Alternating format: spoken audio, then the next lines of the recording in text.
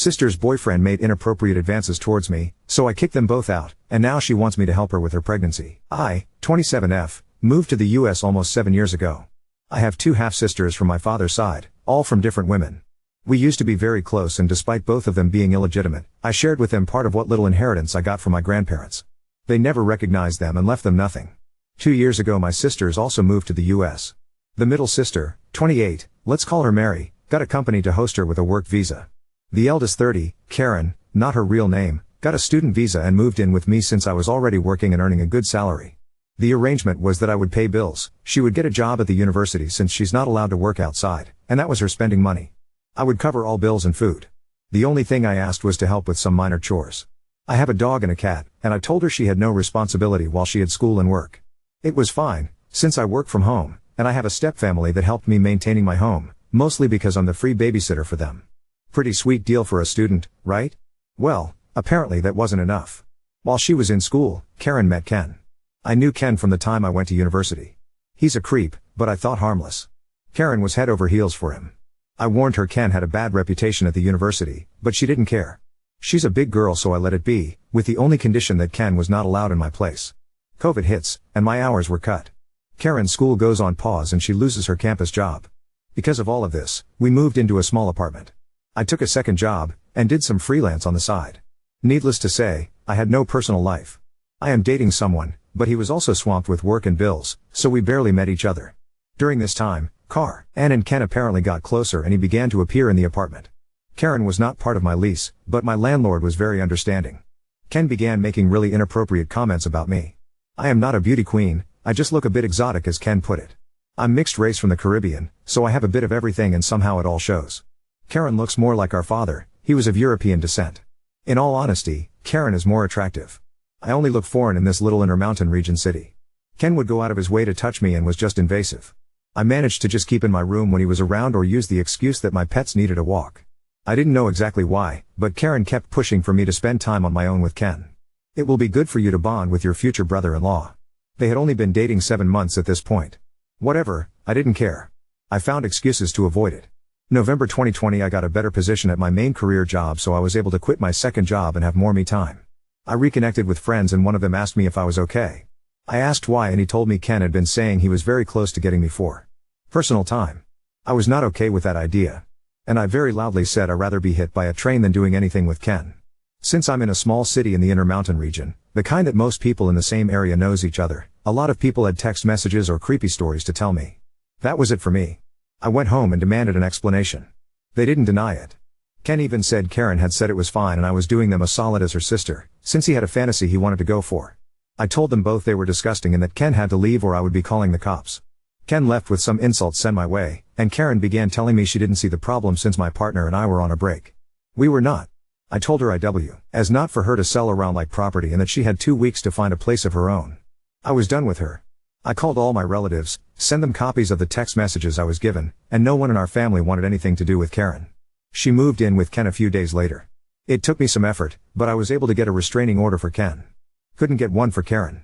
Still, they disappeared from my radar except for a few encounters which easily were solved with showing I was about to call 911. And then today happened and I had to hold back my laughter. Mary had kept tabs on Karen, since sisters and all, and she messaged me with a notice. Hey, Karen just called me. She's pregnant and Ken kicked her out. I just stared for a few minutes and responded, oh. That's sad. Mary knew, and supports, that I don't care or have any intentions to help. Karen used Mary's phone to call me. She begged me to help, since Mary is only letting her stay for a week before she moves to another state. Said that she missed her little sister and had no one else to go to. That she knows I have family health insurance, I pay for private health insurance for 2 relatives that are in hard times and have health conditions, and that I could do something like that for her pregnancy medical bills. This baby is a blessing and I should want to help her raise it. Meaning, I pay for everything. I let her pour her heart out for a good 5 to 7 minutes, then said nope. I ended the call. She tried calling again for a while, then stopped when I got a text message from Mary saying she had left her phone on the counter and she was sorry for the spamming. Most of my family agrees with me, even Karen's mom. The only one that disapproves is Karen's aunt. She's not my aunt, but I called her aunt anyway since I've known her for many years. She's been putting pressure on me most of the day. She only stopped when I told her one more message and I would show her text messages to my stepfather, who is her landlord. I feel bad for the baby, to a point. But this is one of those moments that all I can think is this is not my circus, and these are not my monkeys. Edit 1. Someone mentioned the region inconsistency. I never looked into it, since I didn't really care, but where I live I heard Midwest and Northwest interchangeably.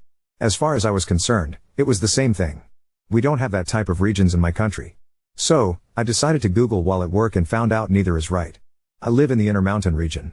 Thanks, random stranger, for making me check on the messy regional system. Not even Google agrees on it. Also a small explanation on my grandparents. They were very old traditionalists. By the end of their lives, they didn't have much to give, so they chose to give it to the legal grandchildren. My sperm donor father had many children. I might not even know all of them. Grandparents were just tired of every other year having a new grandchild appear, and in some cases a moocher mother attached. Last, Karen's visa.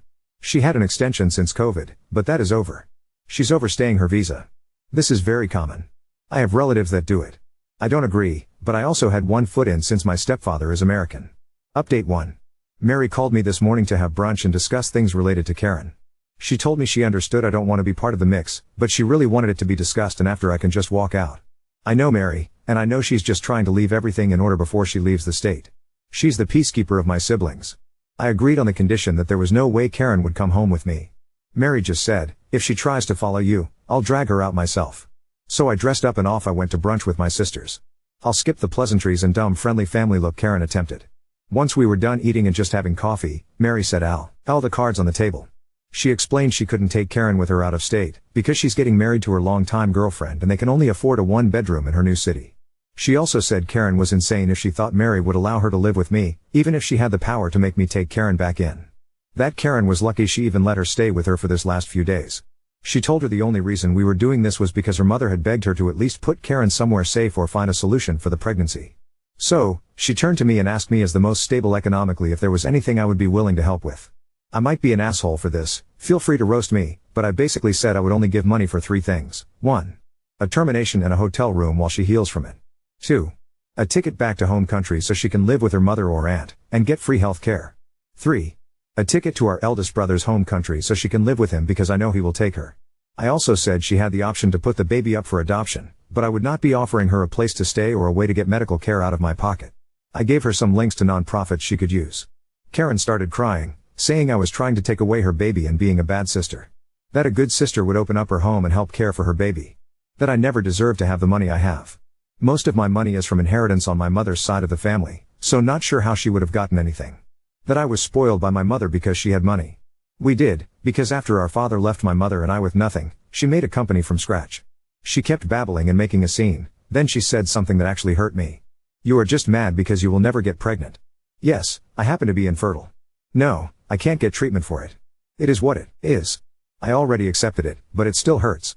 Mary knew this was a low blow for me, and basically told Karen one more stupid word like that and she'll be sleeping in the street tonight. I didn't cry or anything, just stared. Karen stopped her crying muttering and seemed to get an idea. She looked at me straight and told me to adopt her baby. I laughed at that. I told her she was insane if she thought I would adopt her baby. I don't want her in my life, let alone her ex. I don't blame the baby, but I have absolutely no intentions to be part of the child's life. I was about to go off on Karen just for even thinking I would consider that as an option, but Mary stopped me on time. She simply said to Karen, you have the options she gave you, her or mine. You can get a termination, or you can go back to home country. Either way, you can't stay here. You are not legal and your immigration status affects us if you were to live with us. I could lose my job, and Op could lose her resident status. You have until next Friday to choose. If none of these options work, you will have to find your own solution without us. I don't want you anywhere near my little sister. You put her at risk of being assaulted or worst. You are lucky I have an empty room for 1 more week for you to crash in, but after I don't want to see you in person. We can keep in touch by Facebook or phone. You've lost the right to spend time in person with either of us. I just stared at Mary. She's very quiet and normally the most reserved of us, so this was not expected. Mary paid, didn't even wait for the change, and left Karen with enough to get a taxi home. Mary grabbed me by the arm and took me out. I didn't know how much I needed someone to just protect me for a change, but I did cry a little on the way out from just pure relief I had one older sister that still looked out for me. We decided to go for ice cream after like we did as kids when bad things happen and discussed our plans to spend holidays and vacations together.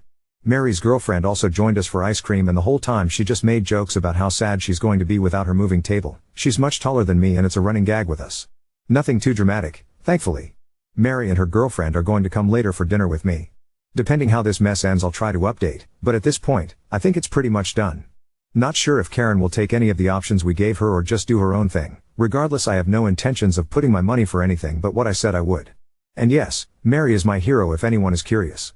Small edit 1, I got asked this in a chat, and wanted to clear it up. Karen is not penniless. I gave her $10K at the start of the year when our grandmother passed away. That was her part of the $30K I was given. She's also been saving the money from her college job. I worked at the university about 4 years ago and I was getting $9 an hour. Her mom also sent her money. Unless she wasted all her funds, she won't go home without money. If that was the case, my brothers, Mary, and I would all give her something. She might be in my blacklist, but she is my sister at the end of the day. Update 2. Well, as the title says, my older half-sister Karen has made a choice. The short version of the events leading to this is Karen was living rent-free with me when she started dating a creepy guy. Her boyfriend wants to follow through a fantasy that involved my sister and I in a very disgusting activity together, and Karen was all up for it, and volunteered me without my knowledge. I kicked her out, she moved with him and got pregnant, and he kicked her out. She wanted me to not only take her in, but also basically maintain her and her baby. My sister and I gave her the options and told she would not live with either of us long term. As I mentioned in my last post, my sister Mary and I gave Karen a couple of options for her unplanned pregnancy. The options were a termination on her pregnancy, a ticket back to our home country or to our brother's home country, or she can figure a way to keep her child or put the baby for adoption. She had until tomorrow to choose, since Mary leaves on Saturday for the East Coast. Well, Karen chose none of the above. She decided to make life so difficult, she is now arrested and more than likely will be deported. Let me explain what happened. Tuesday, Mary decided to leave for a nearby national park to enjoy it one last time before she moves too far to drive there. She left Karen with a key and some money. Big mistake. Mary and her girlfriend returned yesterday and found out all the locks in their house had been changed. To make it even worse, Ken, Karen's supposed ex, had moved into their house. I know, Mary should have seen this coming, but they grew up as best friends. They used to be closer to each other than to anyone else, myself included. Obviously police were called, and it was just a major mess. Karen and Ken claimed it was their house. Mary and her girlfriend kept telling them no, it's not. It's not even Mary's house anymore. It was sold and the new family that owns it arrives on Sunday. Realtor was going to give them the key. The police officers were so done with this mess before it even escalated, and asked everyone for their IDs. Ken, Mary, and Mary's girlfriend all had their IDs. Karen only had an expired passport. Karen got arrested on immigration charges. Ken got arrested on charges relating to breaking and entering, and some others I don't know for sure. I got this secondhand from Mary while she was basically about to commit a murder felony had it not being for the officers present. Today I got called about my sister. Her lawyer said she claiming to be my surrogate and that the baby in her was actually my child. Yep, she tried this. I told the lawyer that I was not looking for a surrogate or adopting a child, I am already fostering and have an space, and that my sister got pregnant by accident with Ken. He asked if I would be willing to foster her baby, since the child would technically be American. I said absolutely not. He tried to work things with me, explaining my sister will most likely be deported otherwise. I just told him if that's the law, then that's how it will be. I asked him to please not contact me about her anymore. As far as I am concerned, the only family she has is in our home country. Aside from the scare and new locks, Mary is okay. The realtor has copies of the new keys for the family that owns the house. And now my sister and I are planning to have no contact with Karen. I don't know what exactly will happen to Karen. Nor do I care anymore. Now not even Aunt in home country wants anything to do with Karen, and even apologized to Mary and I. As for Ken, well, who knows? I hope he goes to jail, but if he doesn't, I couldn't care less. I now feel like a massive boulder is off my shoulders and can just focus on work and teaching my foster daughter about Star Wars. We have already watched all of the original trilogy and we have a Clone Wars marathon planned for the weekend. I want to thank everyone who send me well wishes to my sister Mary, and I also to the people that share advice that I am so glad I took to heart. This has been probably the worst roller coaster family mess I've dealt with since my parents' divorce, and it came absolutely from the one person I suspected less. Can't say I have any entitled stories aside from this. Karen was once actually a very good sister, but I guess when money and comfort are involved, people change. Small update that isn't worth a new post. Karen was offered to leave the US willingly and she will face no negative effects for her status. She called my mom to see if she could convince me to give my sister the money for the ticket. Mary and I agreed to pay the ticket on the condition she never again contacts either of us. Her mom is aware of this. AND basically told me that Karen will have to find a job within the month she arrives, or she'll be in the streets. As for lawyers and stuff, I have my own immigration lawyer aware of the mess, and he told me the only way the surrogate ploy would work would be a DNA match or a contract. None of that is around, so I'm safe. Mary booked Karen for her trip back on Friday and good riddance. Update 3. I almost made it to a month without hearing from my half-sister, but okay, Reddit, you were right. This might never be over. Also, funny enough, dear sis found my post and sent me a scathing email before I blocked her. But that's really not a big story. This one however pisses me off. So, as I posted before, my older half-sister Karen was forcefully, but not really, removed by immigration after going insane and trying to get squatters' rights on a sold house that used to belong to my other half-sister Mary. And she was escorted out, so I know she left. Things were calm for a bit, and in the meantime I focused on my 4-year-old foster daughter. Let's call her Lily. Lily's mom is one of my oldest friends. She gave birth in the US, but the Lily's father is not American and unfortunately passed away when Lily was a baby. My friend was asked to leave the US to do her immigration process off-country since she has no one to claim her aside from a minor child. This sadly means she probably won't be able to come into the US until Lily is 18. Because of our home country's education system being really bad, she asked me if I could take Lily. By this point I had already kicked Karen out, so I had an extra room. I told her it was okay if it was on Lily's best interest. Lily and I are tight as thieves and she's always seen me as her crazy fun aunt. Took a bit, but 3 weeks ago Lily's guardianship was passed from the state to me, and just in time for Halloween too. We are skipping trick or treating this year due to the pandemic, but Lily still wanted to dress up as a Sith. I am so proud of this child, I swear.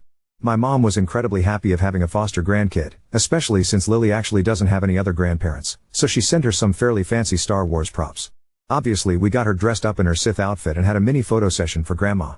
And my mom posted the pictures in Facebook so Lily's mom could see them easily. My family and friends went crazy with how adorable Lily looks. She says she's not adorable, she's Sith. And then Karen strike back.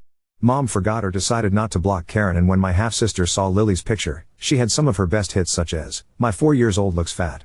She's ugly and clearly going to grow up to be a slut. She looks like a word I can't say even in writing, but it's the word starting in N that's just a handful." She got called out and told kindly to return to the darkness. But then she started to call my mother. At every hour. To ask for money, to ask how to contact me, to tell her she was wasting money on a kid that was not really her grandchild and should give her the money for her kid. Karen is not my mom's daughter. Well, eventually my mom figured how to block her.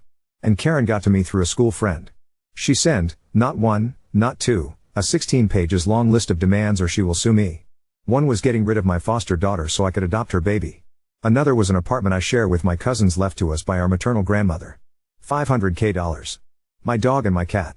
Oh, and I need to get her back into the US. There's still more, most of it completely delusional. I sent a copy to my lawyer to try to pursue a no-contact order in the US. Can't do anything in my home country, but I did forward another copy to our relatives. Including our eldest brother. He just said to me he'll take care. For the record, I am not taking Karen's kid in, even if I didn't have Lily. Her ex was recently released and has already caused problems for other people. Luckily he's keeping away from me. And to clear something up, Karen isn't penniless. I divided with her and Mary a $150K inheritance in equal parts. She also got money from her stepfather when he passed. In our home country, she's actually well off. The only reason I never charged rent or asked her for money was because I knew the tuition price was going to be very high and didn't want her to have to take a loan like I did for a time. I still have assets in our home country. The apartment, some land my maternal grandpa left me that I share with my cousin since he died before they were born, a bank account, and I'm partners in my uncle's company. She seems to think my maternal family's property is also property of my father's children, except it isn't. Most of it is premarital stuff or from after the divorce.